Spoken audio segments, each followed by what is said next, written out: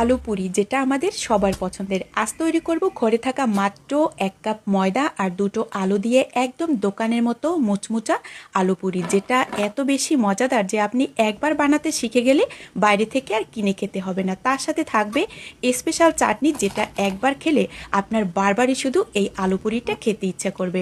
আর recipe দেখেই তো বুঝতে পারছেন যে সাধারণ উপকরণ দিয়ে আজকের আলু পুরিটা তৈরি। আশা করি আজকের আলু পুরিটা অনেক বেশি ভালো লাগবে। প্রথমেই আলু পুরি তৈরি করার জন্য একটি মিক্সিং বলে নিয়ে নেব 1 কাপ পরিমাণে ময়দা, স্বাদ মতো লবণ, 1 চামচের মতো চিনি, আর তার সাথে অ্যাড করছি এখানে 1.5 টেবিল চামচের মতো রান্নার তেল। এখানে সাদা তেল দিয়ে এই ময়দাটাকে খুব সুন্দর করে ময়ন দিয়ে নিতে হবে, সেক্ষেত্রে এই আলু পুরিটা খেতে অনেক বেশি মুচমুচা হবে।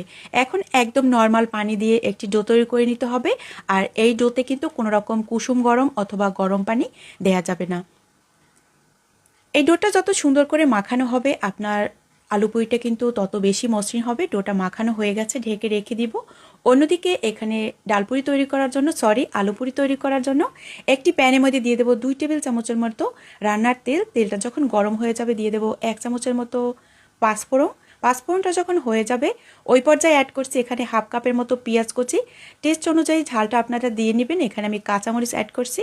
দিয়ে দেবো হলুদের গুঁড়া, গরম মশলার গুঁড়া, চাট মশলার গুঁড়া আর স্বাদ মতো লবণ। এখানে চাট মশলা আর গরম মশলাটা আমি 1/2 চামচের মতো ব্যবহার করছি। আপনাদের হাতের কাছে যদি কোনো মশলাই না থাকে সেক্ষেত্রে চাইলে 1 প্যাকেট স্বাদে ম্যাজিক অথবা নুডলস মশলাও ব্যবহার করতে পারবেন।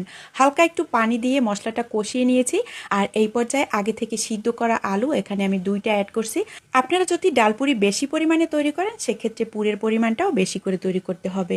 তো এখানে দিয়ে দেবো 1 টেবিল চামচের মতো এখানে একদম ফ্রেশ সরিষার তেল, আর কিছুটা পরিমাণে ধনেপাতা কুচি দিয়ে আমি পুরটা নামিয়ে নেব। আর এদিকে দেখতে পাচ্ছেন 10 মিনিটে কিন্তু ডোটা অনেক বেশি সফট হয়ে গেছে।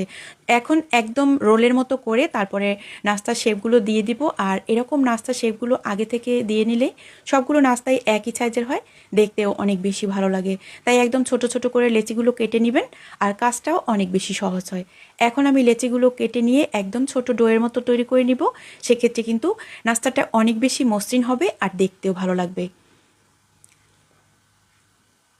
তো সবগুলো লেচি আমি একভাবে বলের মতো করে নিব।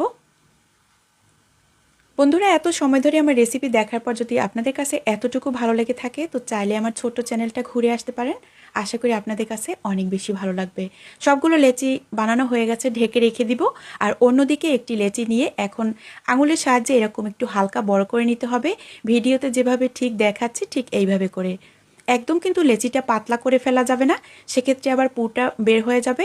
এখন মাঝ বরাবর এই রুটিটার পুরটা দিয়ে মুখটা আমি কিভাবে সিল করছি একটু দেখেই বুঝে নেবেন।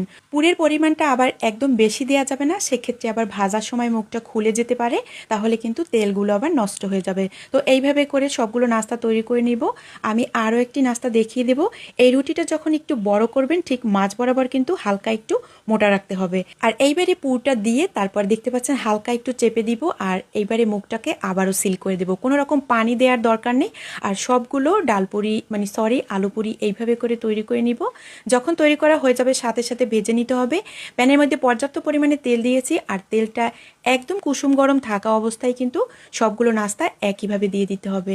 এরপরে 2 মিনিটের মতো অপেক্ষা করলেই দেখা যাবে যে এক পাশটা একটু সাদা হয়ে গেছে। এরপর উল্টে পাল্টে দিতে হবে, আর একটু পরেই দেখা যাবে যে নাস্তাগুলো একদমই ফুলকো ফুলকো হয়ে গেছে।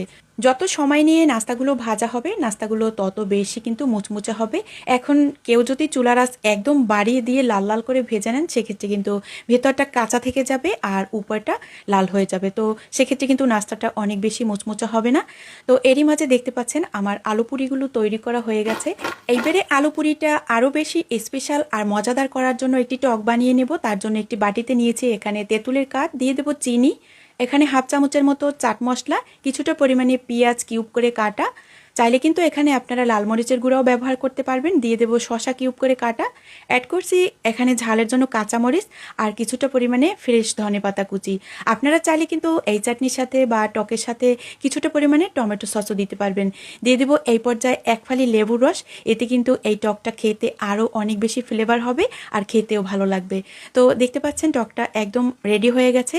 আর এই আলু পুরির সাথে এই টকটা খেতে যে কী পরিমাণে মজা একবার বাসায় তৈরি করলেই বুঝতে পারবেন। আমি গ্যারান্টি দিয়ে বলতে পারি এই আলু পুরিটা যদি আপনি একবার বাসায় বানান এই টকের সাথে, সেক্ষেত্রে এটার বায়না শুধু বারবারই আসবে, কারণ এটা এত বেশি মজাদার আর এত বেশি মুচমুচা, এটা বারবারই খেতে ইচ্ছা করে। আর কতটা মুচমুচে শব্দ শুনে তো নিশ্চয়ই বুঝতে পারছেন। আশা করি রেসিপি ভালো লাগবে। দেখা হবে নতুন পর্বে। সবাই অনেক বেশি ভালো থাকবে।